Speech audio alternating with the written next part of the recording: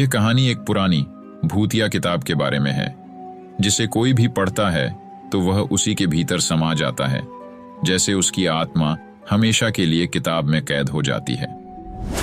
यह कहानी एक छोटे से कस्बे की है, जहां एक पुरानी लाइब्रेरी थी। इस लाइब्रेरी में एक किताब थी जो डस्टी शेल्फ पर अकेली पड़ी रहती थी। इस किताब का नाम किसी ने नहीं सुना था और उसे पढ़ने की हिम्मत भी किसी में नहीं थी। किताब पर मोटी धूल की परत जमी थी और उसका कवर अजीब सा था, जैसे उस पर किसी का चेहरा उभरा हो। एक दिन आदित्य नाम का युवक लाइब्रेरी में आया। आदित्य को रहस्यमयी चीजें पसंद थीं और जैसे ही उसने किताब देखी, उसे कुछ अजीब महसूस हुआ।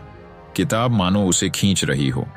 उसके दिल में एक अनजान डर था, लेकिन वह उसे नजरअंदाज करके किताब उठा लेता है और पढ़ना शुरू कर देता है। जैसे जैसे वह पढ़ता गया, किताब की कहानी असलियत में बदलने लगी। उसने देखा कि वह एक अंधेरी दुनिया में खड़ा है, जहां चारों तरफ गहरी धुंध थी।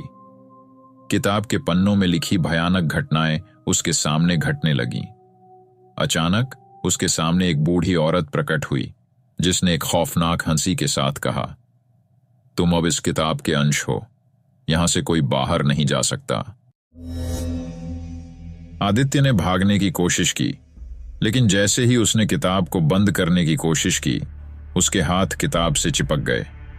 वह जितना छुड़ाने की कोशिश करता, किताब की जकड़न और बढ़ती गई।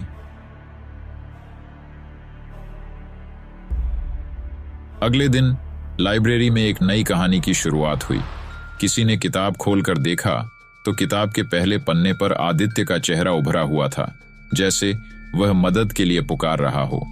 अब वह किताब फिर से इंतजार कर रही है, अपने अगले शिकार का, जो उसे पढ़ेगा और उसी के अंदर समा जाएगा। कहते हैं कि उस किताब को पढ़ने की हिम्मत करने वाला कभी वापस नहीं आता, और जो भी उसे पढ़ता है, उसकी आत्मा हमेशा के लिए उसमें कैद हो जाती है।